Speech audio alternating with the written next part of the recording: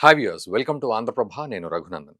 మొన్నటి వరకు ఆపరేషన్ సింధూర్ విషయంలో అమెరికా అంటే డొనాల్డ్ ట్రంప్ కలగజేసుకొని దీన్ని నేనే ఆపాను, ఇండియా పాకిస్తాన్ మధ్య ఒక పెద్ద న్యూక్లియర్ యుద్ధాన్ని నేను ఆపాను అంటూ చాలా చోట్ల ఎక్కడికి వెళ్తే అక్కడ చెప్పుకున్నాడు. ఏ దేశానికి వెళ్తే ఆ దేశానికి చెప్పుకున్నాడు. దాదాపు 72 సార్లు చెప్పుకున్నాడు ఆయన లెక్కబెట్టి చూస్తే.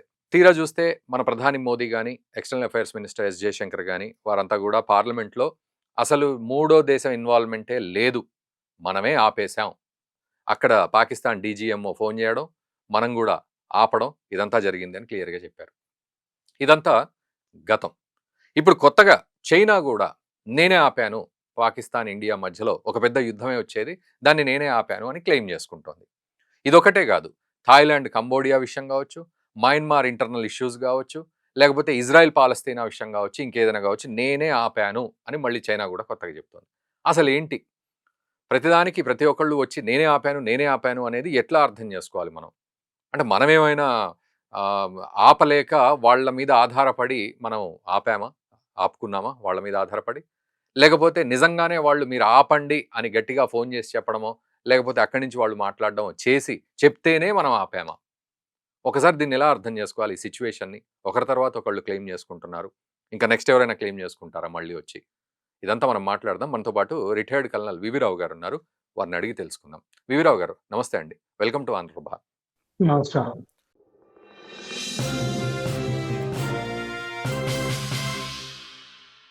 సో ఏంటి సార్ ఈ సిచ్యువేషన్‌ని ఎట్లా అర్థం చేసుకోవాలి? నిన్న అమెరికా, ఈరోజు చైనా, రేపు ఇంకొక దేశం ఏదైనా వస్తుండొచ్చు. ఎట్లా అర్థం చేసుకోవాలి ఈ విషయాన్ని? రేపు చార్మినార్ ఏరియా అంత సున్నీ ముస్లిం పాపులేషన్ ఉన్న మాల్దీవ్స్ కూడా అనబోతుందండి. వెయిట్ చేయండి. ఓకే. మాల్దీవ్స్ కూడా అనేస్తది. మాల్దీవ్స్ కూడా ఇప్పుడు రేపు అంటుంది నేను సంధి కుదిర్చానని. ఆ! ఏంటంటే ఇది మనం సీరియస్‌గా తీసుకోకూడదండి. ఓకే. యుద్ధం జరుగుతున్నప్పుడు జనరల్‌గా ప్రపంచంలో ఉన్న దేశాలన్నీ కమ్యూనికేషన్స్‌లో ఉంటాయి. రెస్పెక్టివ్ కంట్రీస్ తోటి. హ్మ్. కొంతవరకు శాంతి మేమేమన్నా మా సహాయం ఏమన్నా కావాలా అని అడుగుతారు గూడా. హ్మ్. అయితే ఇప్పుడేమవుతుందంటే 91లో ఎప్పుడైతే యుఎస్ఎస్ఆర్ అప్పుడు విచ్ఛిన్నం అవుతుందో, యూనిపోలార్ వరల్డ్ అయిపోయింది దాదాపు. హ్మ్. ఇప్పుడు మల్టీపోలార్ వరల్డ్ అవుతోంది. అందులో చైనా ముందట నేను సూపర్ పవర్ అని చూపించుకోవాలని చూస్తోంది. హ్మ్. ఆ భాగంలోనే వాళ్ళు ఎకానమీ 2017 వరకు ఫోకస్ చేశారు. హ్మ్. దాని తర్వాత ఇప్పుడు మిలిటరీ ప్రోగ్రెస్ మీద కూడా చూపించాలని చూస్తున్నారు. మిలిటరీ డిప్లొమాటిక్ దాని మీద ట్రేడ్ ఇంకొంచెం ఇప్పుడు కంబోడియా, థాయిలాండ్ మధ్యన మేలో జరిగిన చర్చల్లో ట్రంప్ గారు పార్టిసిపేట్ చేశారు. No doubt. కులాలంపూర్ అకార్డ్స్ అని ఆయన పేరు పెట్టారు. కానీ అయితే థాయిలాండ్ గవర్నమెంట్ దాన్ని రిజెక్ట్ చేసింది. రిజెక్ట్ చేసి మేము కంబోడియా ద్వైపాక్షికంగా కుదుర్చుకున్నాం మా అగ్రిమెంట్ అని అక్టోబర్‌లో సంతకం పెట్టారు. హ్మ్. అయితే అది మళ్ళా నవంబర్ ఎండ్‌లో మళ్ళా ఫెయిల్ అయిపోయి డిసెంబర్‌లో మళ్ళా ఫ్లేర్ అప్ అయింది. ఓకే. ఈసారి చైనా ఎక్కువ లీడ్ తీసుకుంది. హ్మ్. తీసుకొని మళ్ళా కానీ అంటే థాయిలాండ్ మళ్ళా ఏమంటుందంటే మేమిద్దరం ద్వైపాక్షికంగా చేసాము అనుకుని వాళ్ళు చెప్తున్నారు. హ్మ్.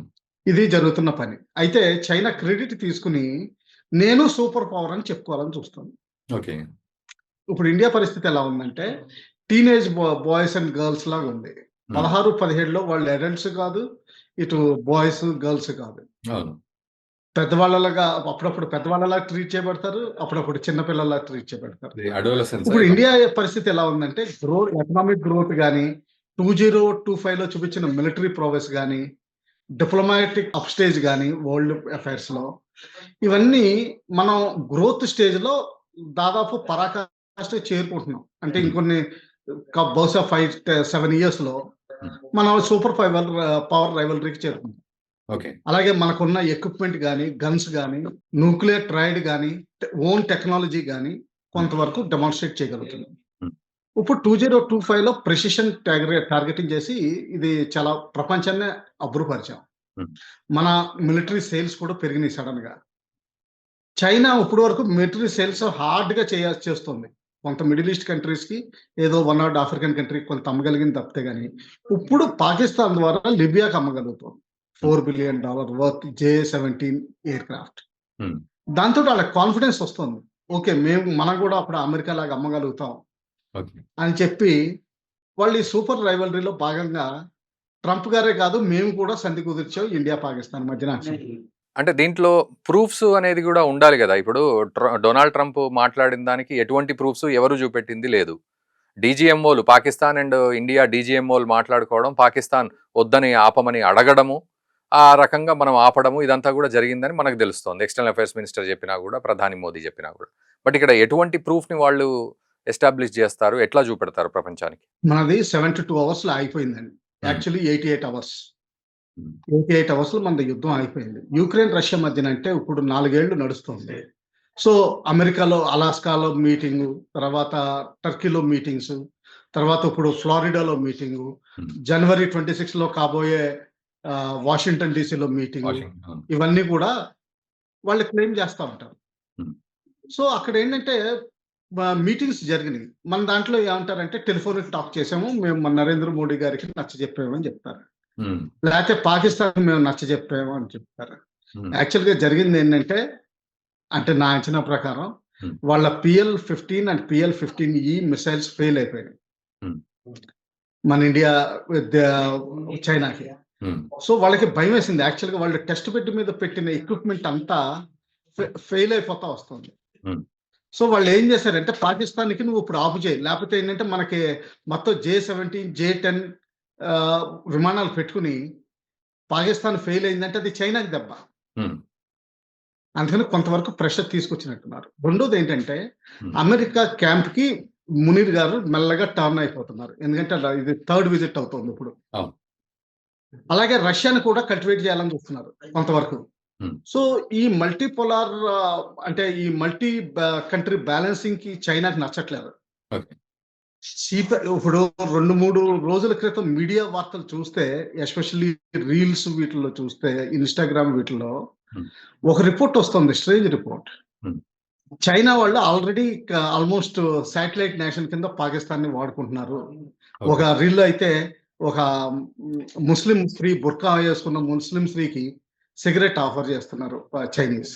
ఓకే. అంటే చైనీస్ కంట్రోల్‌లోకి వచ్చేసిందన్నట్టుగా మాట్లాడుతున్నారు. ఇది ఆ! డెలిబరేట్‌లీ చేసిన అటెంప్ట్ అనుకుంటాను. హ్మ్. అంటే పాకిస్తాన్ వాళ్ళ చేతుల్లోంచి వెళ్ళిపోకుండా. ఓకే. అంటే ఇప్పుడు నెక్స్ట్ ఆపరేషన్ సింధూర్ 2.0 నడుస్తుందని చైనాకు కూడా తెలుసు. ఆ! ఓన్లీ వాళ్ళు టైమ్ వెయిట్ చేస్తున్నారు. టైమ్ అండ్ స్పేస్ కోసం వెయిట్ చేస్తున్నారు. హ్మ్. సో, ముందర నుంచి ఇలా చెప్పేస్తే ఏంటంటే తర్వాత ఏదైనా మాట్లాడడానికి ఆళ్ళకి వీలుంటుంది. ట్రంప్ గారు ముందర వీళ్ళు లీడింగ్ తీసుకుంటారు. So, yeah! మీరన్నట్టు ఇంటర్నేషనల్ డిప్లొమసీలో ఇప్పుడు పాకిస్తాన్ గూడా సౌదీ అరేబియాతో కాంటాక్ట్ అయింది. సౌదీ అరేబియా గూడా మేము మధ్యవర్తిత్వం చేస్తాము. నువ్వు అనవసరంగా భారత్‌తో పెట్టుకోకు అని చెప్పింది అనే విషయం గూడా తెలుస్తోంది. సో, ఓవరాల్‌గా మీరన్నట్లుగా ఈ టాపిక్‌లో కంక్లూజన్‌కి గనక వస్తే కేవలం అంటే ఈ టెలిఫోనిక్ కన్వర్జేషన్ ఏదైతే జరిగితే దాన్నే క్లెయిమ్ జేసుకోవడం అని భావించాలా? లేకపోతే అది గూడా జరగలేదు. లేకపోతే ఎక్కడో జరిగుంటే దాన్ని అలా ప్రపంచం చెప్పుకుంటుంది. ఎక్కడైనా అలా చెప్పుకుంటుందని గ్రాంటెడ్‌గా తీసుకోవాలా? బహుశా జరిగుంటుందండి. ఆ టైంలో యుద్ధ టైంలో హ్మ్. ఎటువంటి శత్రు దేశమైనా సరే హ్మ్. పొలిటికల్ హెడ్స్ జనరల్‌గా ఒక 2 మినిట్స్ అన్నా మాట్లాడతారు. హ్మ్. ఒకవేళ ప్రైమ్ మినిస్టర్ టు ప్రెసిడెంట్ గాని, prime minister to prime minister కాకపోయినా గాని, at least ministry of external affairs minister లెవెల్‌లో మాట్లాడుకొని ఉంటారు. హ్మ్. కానీ అది సీరియస్‌గా తీసుకోకూడదు ఓకే. యాక్చువల్‌గా. మనం ఏంటంటే ఆ టీనేజ్ ఇష్యూలో ఉండి మనం అడల్టా, చైల్డా అన్నది అంటే మనం ఒక సూపర్ పవర్ అనుకుంటున్నాం. హ్మ్. కానీ అది అవుతుందా ప్రపంచం ఇంకా రికగ్నైజ్ చేయట్లేదు మనల్ని. హ్మ్. అమెరికా రికగ్నైజ్ చేసింది. మనం పొటెన్షియల్ పవర్ కింద చూస్తుంది. అందుకనే అణిచివేయాలని చూస్తుంది. హ్మ్. అది మనం ఇది నేచురల్ అనుకుంటాను నేను. This is nothing unusual. Okay. అయితే మనం చేయాల్సిందేంటంటే చైనాని జస్ట్ ఇగ్నోర్ చేయాలి. ఎంతమంది చెప్పుకోనివ్వండి నేను సంధి చేశాను. ఓకే. చేశారు మీరు. ఓకే. పెళ్లిలో అందరూ వడ్డిచ్చారు. Right sir. Thank you very much V V Rao garu. ఈ అంశంపై మాకు అవగాహన కల్పించినందుకు. సో, అదండి విషయం. మొత్తానికి మనం పెద్దగా సీరియస్‌గా తీసుకోవాల్సిన అవసరం లేదు. ఆఫ్‌కోర్స్ భారత్ చైనా మాటల్ని ఖండించినప్పటికీ గూడా ఇంటర్నల్‌గా సిట్యుయేషన్ గనక చూస్తే ఒక ఫోన్ కాల్ విషయంలో గావచ్చు, లేకపోతే ఏదో రకంగా మీరు యుద్ధాన్ని ఆపండి అని వాళ్ళొక ప్రపోజల్ పెడతారు ఫోన్‌లో. అంతే తప్ప యుద్ధం మొత్తాన్ని నేనే ఆపాను అని చెప్పుకోవడం కాస్త హాస్యాస్పదం అనే చెప్పాలి. ఇందాక వారన్నట్లుగా యెస్ మేము గూడా వడ్డిచ్చాం పెళ్లిలో. అంటే పెళ్లి మొత్తం మేము చేసినట్టు కాదు. వడ్డించారంతే.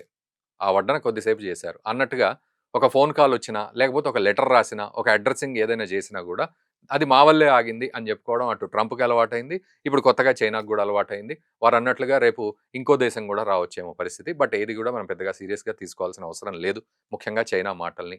మరి మీరేమంటారు ఈ అంశంపై? ఒక్కసారి కామెంట్ చేయండి. అండ్ ఈ వీడియోని దయచేసి మన మిత్రులకు షేర్ చేయండి. ఏ దేశము ఇన్వాల్వ్ అవ్వలేదు ఆపరేషన్ సింధూర్ ఆపడం విషయంలో. మనమే బ్రహ్మోస్‌ల మీద బ్రహ్మోస్‌లు 15 బ్రహ్మోస్‌లు వేశాం. షాబాజ్ షరీఫ్ ఒప్పుకున్నాడు. 15 బ్రహ్మోస్‌లు వేశారు మేము పొద్దున్న లేచేసరికి. బంకర్‌లలో దాక్కున్నాం మేమని చెప్పాడు.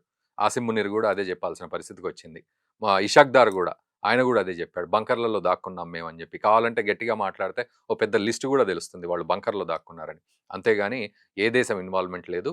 మనకు భయపడి పాకిస్తాన్ డీజీఎంఓ మనకు ఫోన్ చేయడం, మనం సరే అని ఆపడం జరిగింది. ఇంతే. సో మీరేమంటారో కామెంట్ చేయండి. Thank you very much.